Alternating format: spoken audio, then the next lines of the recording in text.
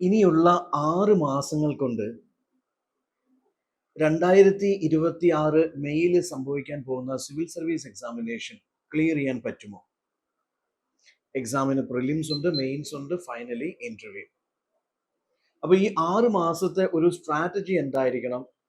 ഏതെല്ലാം സബ്ജക്ട്സ് ആണ് പഠിക്കേണ്ടത്, എങ്ങനെയാണ് പഠിക്കേണ്ടത്, എന്താണ് പഠിക്കേണ്ടത്, കറണ്ട് അഫയേഴ്സ് എങ്ങനെ ചെയ്യണം, ക്വസ്റ്റ്യൻസ് എങ്ങനെ പ്രാക്ടീസ് ചെയ്യണം, എത്രത്തോളം മോക്ക് ടെസ്റ്റുകൾ എടുക്കണം, അല്ലെങ്കിൽ വീക്കർ ഏരിയാസിൽ എന്ത് സ്ട്രാറ്റജിയാണ് ഉപയോഗിക്കേണ്ടത്, ഇതൊക്കെ ഒരുപാട് കൂട്ടുകാരുടെ അല്ലെങ്കിൽ ഒരുപാട് ആസ്പിറൻസിന്റെ കൺസേൺസ് ആണ്.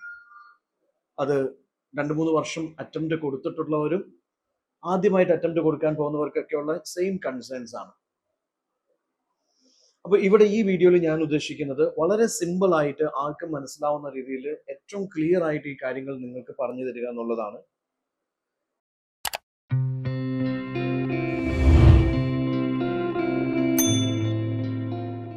ഫസ്റ്റ് ആൻഡ് ഫോർമോസ്റ്റ്, ഈ ഒരു എക്സാമിനേഷൻ കൃത്യമായ ഒരു സിലബസ് ഫോളോ ചെയ്യുന്ന എക്സാം ആണ്. അല്ലെങ്കിൽ ഇതിന്റെ പ്രിലിമിനറി എക്സാമിനേഷൻ ആയിക്കോട്ടെ, മെയിൻസ് എക്സാമിനേഷൻ ആയിക്കോട്ടെ, കൃത്യമായ ഒരു സിലബസ് ഉണ്ട്.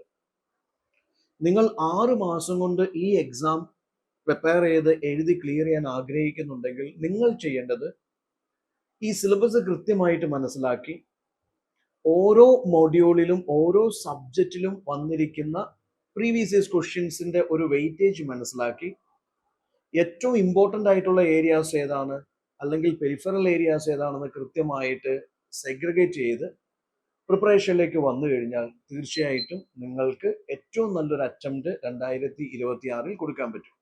നിങ്ങൾ ഹോം മേക്കേഴ്സ് ആവാം, വർക്കിംഗ് ആസ്പിറൻസ് ആവാം, ഫുൾ ടൈം സ്റ്റുഡൻസ് ആവാം, വെറ്ററൻ സ്റ്റുഡൻസ് ആവാം, ആരുമാകാം. 6 മാസം കൊണ്ട് ഇത് പഠിച്ചു തീർക്കാൻ പറ്റുമോ എന്ന് ചോദിച്ചു കഴിഞ്ഞാൽ തീർച്ചയായിട്ടും പറ്റും എന്ന് എനിക്ക് നിങ്ങളോട് പറയാനുള്ളൂ. കാരണം 100 ക്വസ്റ്റ്യൻസിൽ ഈവൻ 50 ക്വസ്റ്റ്യൻസ് നിങ്ങൾക്ക് അറ്റംപ്റ്റ് ചെയ്യാൻ ആക്യുറസിയോട് കൂടി അറ്റംപ്റ്റ് ചെയ്യാൻ പറ്റിയാൽ തീർച്ചയായിട്ടും പ്രിലിംസിന് വേണ്ട കട്ട് ഓഫ് നിങ്ങൾ ക്ലിയർ ചെയ്യും. പ്രിലിംസിന്റെ സെക്കൻഡ് പേപ്പർ സിസാറ്റ് പേപ്പറാണ്. ഈ സിസാറ്റ് പേപ്പറിൽ comprehension, maths, reasoning, even maths നല്ല രീതിയിൽ അറിയില്ലെങ്കിൽ പോലും റീസണിങ്, കോംപ്രിഹെൻഷൻ നിങ്ങൾ നല്ല രീതിയിൽ പഠിച്ച് പ്രാക്ടീസ് ചെയ്ത് കഴിഞ്ഞാൽ സിസാറ്റ് എന്ന് പറയുന്ന പേപ്പറിന്റെ 67 മാർക്ക് എന്നുള്ള കട്ട് ഓഫ് ക്രാക്ക് ചെയ്യാൻ പറ്റും, അല്ലെങ്കിൽ ആ കട്ട് ഓഫ് ക്ലിയർ ചെയ്യാൻ പറ്റും. അപ്പോൾ വേണ്ടത് എന്തൊക്കെയാണ്? GS നിങ്ങൾ എന്താണ് ചെയ്യേണ്ടത്? നമുക്കറിയാം ഇനിയിപ്പോൾ അങ്ങോട്ടേക്ക് നവംബർ, ഡിസംബർ, ജനുവരി, ഫെബ്രുവരി, മാർച്ച്, ഏപ്രിൽ വരെ സമയമുണ്ട്. അപ്പോൾ ആദ്യത്തെ ഒരു 2 മാസം ഏറ്റവും കൂടുതൽ നിങ്ങൾ വെയിറ്റേജ് കൊടുക്കേണ്ട ഒരു area history, polity, environment, economy, geography പോലുള്ള കോർ സബ്ജക്ട്സിന്റെ ബേസിക്സ് പഠിച്ച് തറവാക്കുക എന്നുള്ളതാണ്. അതിന് ഏറ്റവും നല്ല സൊല്യൂഷൻ NCERT ആണ്. 6ാം ക്ലാസ് തൊട്ട് 12ാം ക്ലാസ് വരെയുള്ള NCERT ജോഗ്രഫി വായിക്കുന്ന ഒരാൾക്ക് NCERT ജോഗ്രഫിന്റെ ബേസിക് കോൺസെപ്റ്റ്സ് നല്ല രീതിയിൽ മനസ്സിലാക്കാൻ പറ്റും, അല്ലെങ്കിൽ ഒരു മെജോറിറ്റി ക്വസ്റ്റ്യൻസും ആൻസർ ചെയ്യാൻ പറ്റും. അപ്പൊ നിങ്ങൾ ചെയ്യേണ്ടത് 6 തൊട്ട് 12 വരെയുള്ള NCERT ടെക്സ്റ്റ് ബുക്സ് കളക്ട് ചെയ്ത് നമ്മുടെ സിലബസ് മനസ്സിലാക്കി, നിങ്ങൾക്ക് ആരെങ്കിലും നല്ലൊരു മെന്റർ ഉണ്ടെങ്കിൽ അദ്ദേഹത്തോട് ചോദിച്ച് ഓരോ സബ്ജക്റ്റും history, economy, geography, polity, environment ഒക്കെ എന്താണ് പഠിക്കേണ്ടതെന്ന് കൃത്യമായിട്ട് ഡീകോഡ് ചെയ്ത് ഈ പറഞ്ഞ മോഡ്യൂൾസ് നിങ്ങൾ 6 തൊട്ട് 12 വരെയുള്ള NCERT ബുക്സിൽ കവർ ചെയ്യുക എന്നുള്ളതാണ്. പഴയ ബുക്സും പുതിയ എഡിഷനും ഉണ്ട്. അപ്പൊ ഏത് വായിക്കണം, എങ്ങനെ വായിക്കണം എന്നുള്ളത് നിങ്ങളുടെ മെന്ററോട് ചോദിച്ചാൽ വ്യക്തമായിട്ട് അദ്ദേഹം പറഞ്ഞു തരും. അതനുസരിച്ചുള്ള ചാപ്റ്റേഴ്സ് കൃത്യമായിട്ട് വായിച്ച് ഈ പറഞ്ഞ കോർ സബ്ജക്ട്സിന്റെ NCERTs ആദ്യം ഫിനിഷ് ചെയ്യുക. അതിനുശേഷമുള്ള 2ാം ഘട്ടം എന്ന് പറയുന്നത് ഇതിന്റെ അഡ്വാൻസ്ഡ് ബുക്സ്. അഡ്വാൻസ്ഡ് ബുക്സ് എന്ന് പറയുമ്പോൾ അത് നിങ്ങൾക്ക് നല്ലൊരു മെന്റർ അല്ലെങ്കിൽ ഒരു ഗ്രൂപ്പ് ഓഫ് മെന്റേഴ്സ് ഉണ്ടെങ്കിൽ കൃത്യമായിട്ട് നിങ്ങളെ ഗൈഡ് ചെയ്യും. ഓരോ സബ്ജക്റ്റിലും നിങ്ങൾ അഡ്വാൻസ്ഡ് ബുക്സ് ഏതൊക്കെയാണ് അല്ലെങ്കിൽ എന്തൊക്കെയാണ്, അതിൽ ഏതൊക്കെ ചാപ്റ്റേഴ്സ് ആണ് വായിക്കേണ്ടതെന്ന് കൃത്യമായിട്ട് പറഞ്ഞു തരും. ഫോർ എക്സാമ്പിൾ, ഹിസ്റ്ററി ആണെങ്കിൽ RS ശർമ്മ, സതീഷ് ചന്ദ്ര, ബിപിൻ ചന്ദ്ര അല്ലെങ്കിൽ ശേഖർ ബന്ദോപധ്യായ്, ഈ ബുക്സിൽ എന്താണ് വായിക്കേണ്ടത്, അല്ലെങ്കിൽ ഇതിൽ ഏതൊക്കെ ചാപ്റ്റേഴ്സ് ആണ് വായിക്കേണ്ടത്, എങ്ങനെയാണ് വായിക്കേണ്ടത്, എന്താണ് അതിലെ നോട്ട് പ്രിപ്പയർ ചെയ്യേണ്ടത്, അവർ കൃത്യമായിട്ട് പറഞ്ഞു. അപ്പൊ സെക്കൻഡ് സ്റ്റേജിൽ നമ്മൾ ചെയ്യുന്നത് ഈ അഡ്വാൻസ്ഡ് ബുക്സ് കവർ ചെയ്യുക എന്നുള്ളതാണ്. ഇനി ഇവിടെ ഏറ്റവും നല്ലൊരു സൊല്യൂഷൻ, ഇപ്പൊ പല കുട്ടികളും ഫേസ് ചെയ്യുന്ന ഒരു പ്രോബ്ലം എന്താണെന്ന് വെച്ചാൽ NCERTs ഒരുപക്ഷെ വായിച്ച് മനസ്സിലാക്കാൻ പറ്റും. അതിനുശേഷമുള്ള അഡ്വാൻസ്ഡ് ലേണിംഗ് എന്നുള്ളത് പലർക്കും വലിയൊരു ടഫ് ടാസ്ക് ആണ്. കാരണം സ്വന്തമായിട്ട് വായിച്ചു പഠിച്ചാൽ മനസ്സിലാക്കിക്കൊള്ളണമെന്നില്ല, അല്ലെങ്കിൽ എക്സാം ഓറിയന്റഡ് ആയിട്ട് എക്സാം അപ്ലൈഡ് ആയിട്ട് പഠിക്കണമെന്നില്ല. അപ്പോൾ അവിടെയാണ് നമുക്ക് ഒരു ട്രെയിനിങ് അല്ലെങ്കിൽ ഒരു സപ്പോർട്ട് മെക്കാനിസം വേണ്ടത്. അപ്പോൾ അങ്ങനെ സപ്പോർട്ട് മെക്കാനിസം തരുന്ന ഒരു സംവിധാനം ഉണ്ടെങ്കിൽ, അതൊരു കോച്ചിങ് സംവിധാനം ആവാം, അല്ലെങ്കിൽ ഒരു കൂട്ടം മെന്റേഴ്സ് ആവാം, അല്ലെങ്കിൽ നല്ല ഒരു മെന്റർ ആവാം, ആരുമാവാം. അപ്പോൾ അവരുടെ സഹായത്തോടു കൂടി വേണം ഈ അഡ്വാൻസ്ഡ് ബുക്സ് അല്ലെങ്കിൽ അപ്ലൈഡ് വേർഷൻ നിങ്ങൾ നന്നായിട്ട് പ്രിപ്പയർ ചെയ്യാനായിട്ട്. അപ്പോൾ അത് പഠിച്ചു കഴിയുമ്പോൾ you will get a clear picture. എക്സാമിനെ എങ്ങനെയാണ് അപ്രോച്ച് ചെയ്യേണ്ടത്, എക്സാം പോയിന്റ് ഓഫ് വ്യൂ എങ്ങനെയാണ് ചിന്തിക്കേണ്ടത്, അല്ലെങ്കിൽ എക്സാമിൽ ഇങ്ങനെ ഒരു ക്വസ്റ്റ്യൻ വന്നാൽ എങ്ങനെയാണ് ആൻസറിലേക്ക് എത്തേണ്ടത് എന്ന് നിങ്ങൾക്ക് കൃത്യമായിട്ട് മനസ്സിലാവും. അപ്പോൾ ആദ്യം നമ്മൾ ബേസിക്സിൽ നിന്ന് തുടങ്ങി അഡ്വാൻസ്ഡ് ലേണിംഗിലേക്ക് പോയി. ഇനി മൂന്നാമത്തെ ഘട്ടം എന്ന് പറയുന്നത് ഈ പറയുന്ന പ്രാക്ടീസ് ആണ്.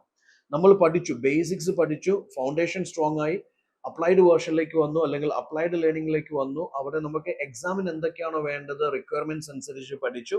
ഒബ്വിയസ്ലി ഇനി നല്ല രീതിയിൽ ടെസ്റ്റുകൾ എടുത്ത് പ്രാക്ടീസ് ചെയ്ത് റിവിഷൻ ചെയ്യുക എന്നുള്ളതാണ്.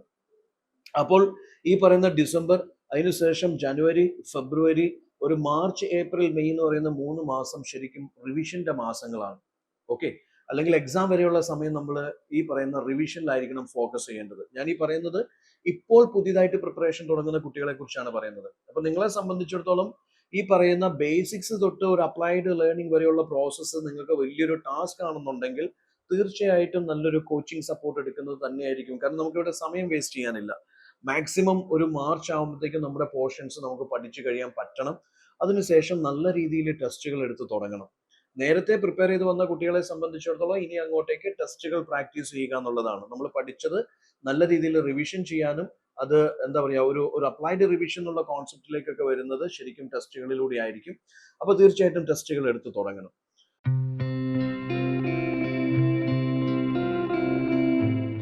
അപ്പം ഞാൻ പറഞ്ഞത് ഈ 6 മാസം ഫ്രഷ് ആയിട്ട് ഇപ്പൊ തുടങ്ങി 6 മാസം കൊണ്ട് പഠിച്ചെഴുതി ക്ലിയർ ചെയ്യാൻ ആഗ്രഹിക്കുന്ന കുട്ടികൾ തീർച്ചയായിട്ടും ബേസിക്സിൽ തുടങ്ങി ഈ പറയുന്ന അഡ്വാൻസ്ഡ് ബുക്സ് അല്ലെങ്കിൽ അഡ്വാൻസ്ഡ് സ്റ്റഡീസിലേക്ക് പോയി, പിന്നെ റിവിഷൻ പ്രാക്ടീസ് ടെസ്റ്റിലൂടെ റിവിഷൻസിലേക്ക് വന്ന് ആൻസർ റൈറ്റിംഗ്സും പ്രിലിംസിന്റെ മോക്കുകൾ എടുത്ത് സ്വയം റിവൈസ് ചെയ്ത് റിഫൈൻ ചെയ്ത് പോളിഷ് ചെയ്ത് സ്വയം ഇംപ്രൂവ് ചെയ്ത് നമ്മൾ എന്ത് ചെയ്യുന്നു, ഈ പറയുന്ന മെയിൽ അറ്റംപ്റ്റ് കൊടുക്കുന്നു. അപ്പോൾ ശ്രദ്ധിക്കേണ്ട ഒരു കാര്യം, റിവിഷന്റെ ഭാഗമായിട്ട് എടുക്കുന്ന ടെസ്റ്റുകൾ മാക്സിമം ടെസ്റ്റുകൾ എടുക്കാനായിട്ട് ശ്രദ്ധിക്കുക എന്നുള്ളതാണ്. ഒരു ടെസ്റ്റോ 2 ടെസ്റ്റോ 3 ടെസ്റ്റോ 10 ടെസ്റ്റോ എടുത്താൽ പോലും ഒരു പക്ഷേ നമുക്ക് ഒന്നും അറിഞ്ഞോണമെന്നില്ല, അല്ലെങ്കിൽ അറിഞ്ഞത് അപ്ലൈ ചെയ്യണമെന്നില്ല. ശരിക്കും UPSCന്റെ ഒരു തോട്ട് പ്രോസസ്സിലേക്ക് നമ്മൾ ഇന്റഗ്രേറ്റഡ് ആവുന്നത്, അല്ലെങ്കിൽ നമ്മൾ അതിലേക്ക് സിങ്ക് ആവുന്നത് ചിലപ്പോൾ ഒരു 10,000 ക്വസ്റ്റ്യൻസ് പ്രാക്ടീസ് ചെയ്തതിന് ശേഷമായിരിക്കും. അപ്പൊ നിങ്ങൾ ശ്രദ്ധിക്കേണ്ടത് ഒരു 10,000-ഓളം ക്വസ്റ്റ്യൻസ് എങ്കിലും ഈ എക്സാമിന് തൊട്ട് മുന്നോടിയായിട്ട് നിങ്ങളെ കൊണ്ട് പ്രാക്ടീസ് ചെയ്യാൻ പറ്റണം. അതിനോടൊപ്പം തന്നെ ഈ ഒരു അഡ്വാൻസ്ഡ് ലേണിംഗ് എന്നുള്ള സ്റ്റേജിൽ നിങ്ങൾ നല്ല രീതിയിൽ ആൻസേഴ്സ് പ്രാക്ടീസ് ചെയ്യണം. മെയിൻസിനുള്ള ആൻസേഴ്സ് പ്രാക്ടീസ് ചെയ്യണം. ഇപ്പോൾ ഗ്യാരണ്ടിയിലൊക്കെ ചെയ്യുന്ന ഒരു രീതി എന്തെന്ന് വെച്ചാൽ, ഒരു പർട്ടിക്കുലർ ഫാക്കൽറ്റി ഒരു പോർഷൻ എടുക്കുമ്പോൾ അതിന്റെ പ്രിലിംസും മെയിൻസും ഒരുമിച്ച് നിങ്ങളെ പഠിപ്പിച്ച് ഈ പറയുന്ന ബേസിക്സ് തൊട്ട് ഒരു എക്സാം അപ്ലിക്കേഷൻ വരെയുള്ള ലെവൽ വളരെ കൃത്യമായിട്ട് ചെയ്തു പോയി നിങ്ങളെ കൊണ്ട് ആൻസേഴ്സ് എഴുതിപ്പിച്ച് പ്രിലിംസിന്റെ മോക്കുകൾ എടുപ്പിച്ച് പോകുന്ന രീതിയാണ്. തന്നെയല്ല എല്ലാ സൺഡേസിലും മോക്ക് ടെസ്റ്റുകളുണ്ട്, ഫുൾ ടെസ്റ്റുകളുണ്ട്. അപ്പൊ അങ്ങനെ നല്ല രീതിയിൽ ക്വസ്റ്റ്യൻസ് പ്രാക്ടീസ് ചെയ്യണം. പ്രിലിംസ് ആയിക്കോട്ടെ മെയിൻസ് ആയിക്കോട്ടെ, നല്ല രീതിയിൽ ക്വസ്റ്റ്യൻസ് പ്രാക്ടീസ് ചെയ്ത് കഴിയുമ്പോഴായിരിക്കും ശരിക്കും നിങ്ങൾ എക്സാമിന് വേണ്ടിയിട്ട് ഫിറ്റ് ആവുന്നത്. ഇനി വേറൊരു കൂട്ടരുണ്ട്, ഒരു കൂട്ടം സ്റ്റുഡൻസ് ഉണ്ട്. അവരുടെ ഒരു സ്ട്രാറ്റജി എന്ന് പറയുന്നത് ഒരുപക്ഷെ പ്രിലിംസ് കഴിഞ്ഞതിന് ശേഷമായിരിക്കും മെയിൻസിനെ കുറിച്ച് ചിന്തിക്കുന്നതും മെയിൻസിന്റെ സിലബസ് തീർക്കാൻ ശ്രമിക്കും. അതൊരു ഒരു ഒരു സത്യം പറഞ്ഞാൽ ഒരു റോങ് സ്ട്രാറ്റജിയാണ്.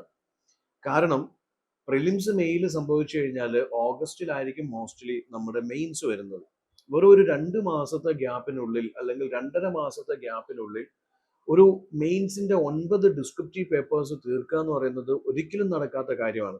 തന്നെയല്ല, പ്രിലിംസിന്റെ ഒരുപാട് സബ്ജക്ട്സ് മെയിൻസിൽ ഓവർലാപ്പ് ചെയ്യുന്നു. അത് GS1 ജനറൽ സ്റ്റഡീസ് പേപ്പർ 1 ആയിക്കോട്ടെ, പേപ്പർ 2 ആയിക്കോട്ടെ, പേപ്പർ 3 ആയിക്കോട്ടെ, ഒരുപാട് പേപ്പേഴ്സ് അല്ലെങ്കിൽ സബ്ജക്ട്സ് നമ്മുടെ പ്രിലിംസ് മെയിൻസ് ഓവർലാപ്പിംഗ് ആയതുകൊണ്ട് നമ്മൾ പഠിക്കുമ്പോൾ, ഇപ്പോൾ ഈ ഹിസ്റ്ററി, എക്കണോമി, ജോഗ്രഫി, പൊളിറ്റി പോലുള്ള സബ്ജക്ട്സ് ഒക്കെ പഠിക്കുമ്പോൾ രണ്ടിനോടും ജസ്റ്റിസ് ചെയ്ത് നീതി പുലർത്തുന്ന രീതിയിൽ അതിന്റെ പ്രിലിംസും മെയിൻസും കവർ ചെയ്യുന്ന രീതിയിലായിരിക്കണം നമ്മൾ പഠിക്കേണ്ടത്. അങ്ങനെ പഠിക്കുമ്പോഴാണ് നമുക്ക് ശരിക്കും പ്രിലിംസ് ക്രാക്ക് ചെയ്യാൻ പറ്റുന്നത്. കാരണം ഈ മെയിൻസിന്റെ സിലബസിൽ തന്നിരിക്കുന്ന ചില സബ്ജക്ട്സ് ഉണ്ട്, മോഡ്യൂൾസ് ഉണ്ട്. ഇപ്പോൾ ഫോർ എക്സാമ്പിൾ അഗ്രികൾച്ചർ. യൂഷ്വലി പ്രിലിംസിന് വേണ്ടി ആരും അഗ്രികൾച്ചർ പഠിക്കാറില്ല എന്നുള്ളതാണ് സത്യം. പക്ഷെ റിയാലിറ്റി എന്താണെന്ന് വെച്ചാൽ UPSCന്റെ പല തവണയും ഈ പറയുന്ന പ്രിലിംസിന്റെ എക്സാമിൽ അഗ്രികൾച്ചർ റിലേറ്റഡ് ആയിട്ടുള്ള എക്സ്ക്ലൂസീവ്ലി അഗ്രികൾച്ചർ റിലേറ്റഡ് ആയിട്ടുള്ള പ്രിലിംസിന്റെ ക്വസ്റ്റ്യൻസ് ഉണ്ടായിരുന്നു.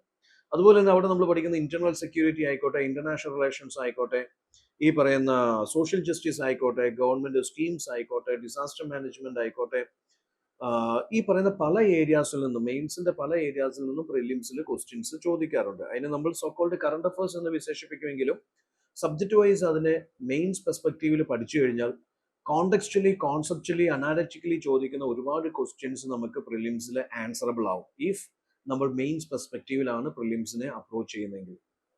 പിന്നെ തീർച്ചയായിട്ടും മെയിൻസ് പ്രിലിംസിന് ശേഷം പഠിക്കാൻ പോകുന്ന കുട്ടീനെ സംബന്ധിച്ചിടത്തോളം അയാൾക്ക് ഒരു റൗണ്ട് പഠിച്ചു തീരുമ്പോഴത്തേക്കും എക്സാം എടുക്കും. അപ്പോൾ അയാൾക്ക് റിവിഷൻ ചെയ്യാനോ ടെസ്റ്റുകൾ എടുക്കാനോ സമയം കിട്ടത്തില്ല. അപ്പം എൻ്റെ ഒരു റിക്വസ്റ്റ് അല്ലെങ്കിൽ അഡ്വൈസ് എന്ന് പറയുന്നത്, സക്സസ്ഫുൾ ആയിട്ടുള്ള കാൻഡിഡേറ്റ്സിനെ കഴിഞ്ഞ കുറേ വർഷങ്ങളായിട്ട് നമ്മൾ കണ്ടുപോകുമ്പോൾ അവരുടെ ഒരു കോമൺ സ്ട്രാറ്റജി എന്ന് പറയുന്നത് പ്രിലിംസിന് മുന്നോടിയായിട്ട് അവർ മെയിൻസ് തീർക്കുന്നു.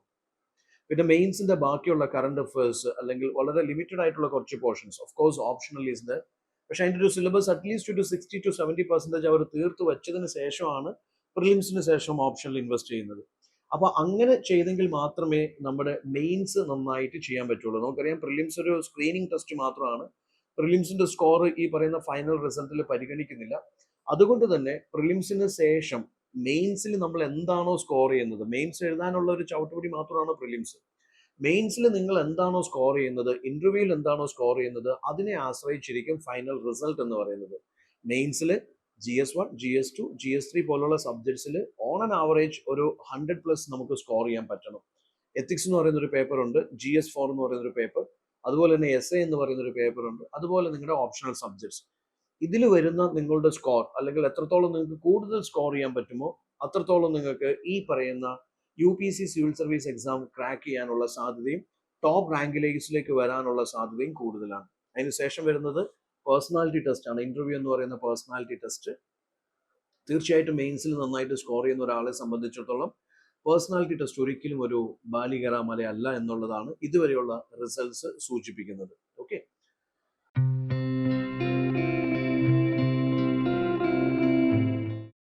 അപ്പം എല്ലാ കുട്ടികളും പിന്നെ കറണ്ട് അഫയേഴ്സിനെ കുറിച്ച് സ്ഥിരം ചോദിക്കാറുണ്ട്, കറണ്ട് അഫയേഴ്സ് എങ്ങനെ ചെയ്യണം. ഞാൻ എപ്പോഴും സജസ്റ്റ് ചെയ്യുന്നത് നിങ്ങളൊരു കമ്പൈലേഷന്റെ പിന്നാലെ പോകുന്നതിനേക്കാൾ ഉപരി, അത് ഇയർലി കമ്പൈലേഷൻ ആയിക്കോട്ടെ, മന്ത്ലി കമ്പൈലേഷൻ ആയിക്കോട്ടെ, കമ്പൈലേഷന്റെ പിന്നാലെ പോകുന്നതിനേക്കാൾ ഉപരി ഏറ്റവും നല്ലത് നിങ്ങൾ ന്യൂസ് പേപ്പർ വായിക്കുക എന്നുള്ളതാണ്. ന്യൂസ് പേപ്പർ എന്ന് പറയുമ്പോൾ ഡെയിലി ന്യൂസ് പേപ്പർ റെഗുലർ ആയിട്ട് വായിച്ചു പോവുക എന്നുള്ളതാണ്.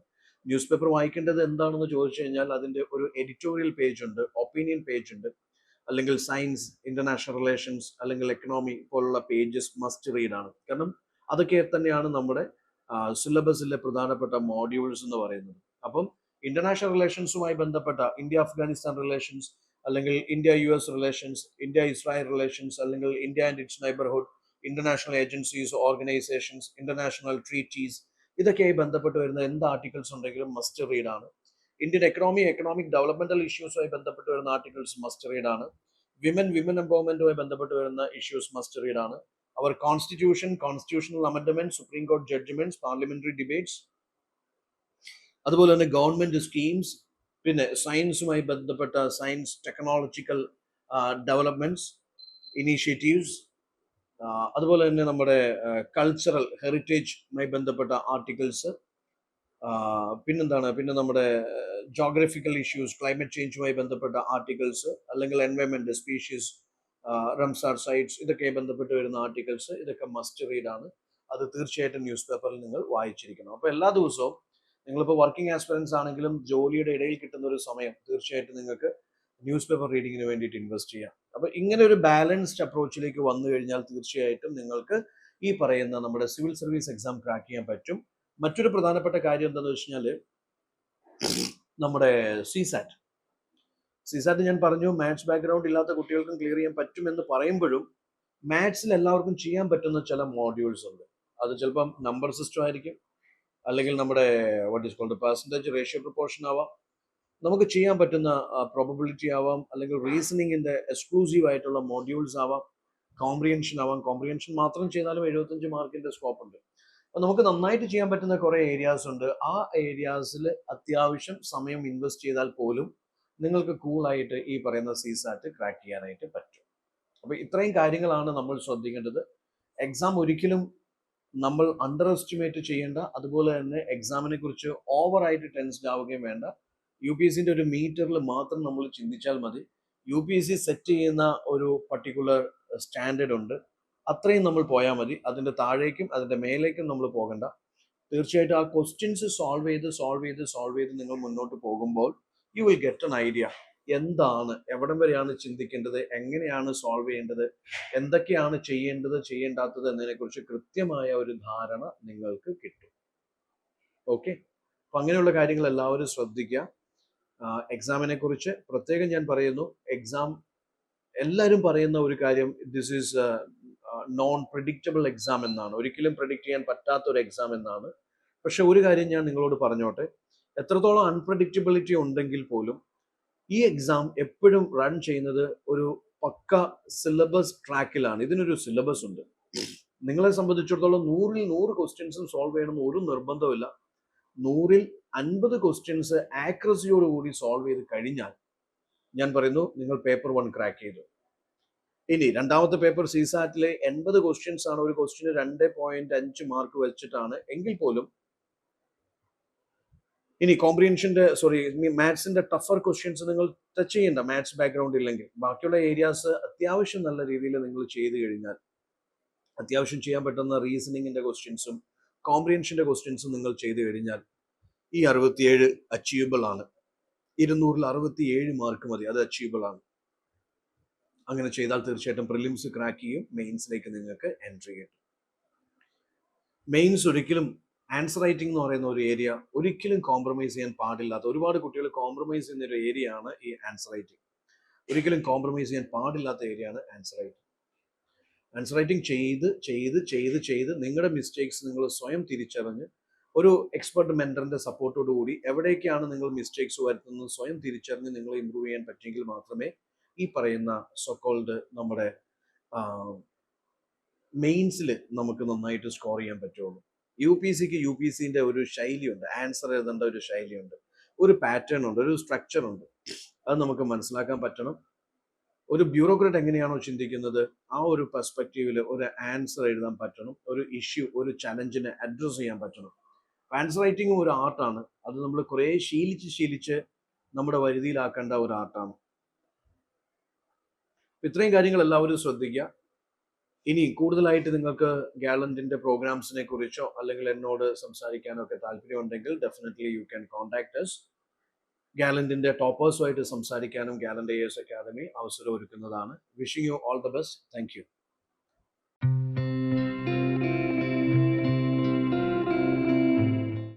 Gallant IAS, chasing your passion to ace.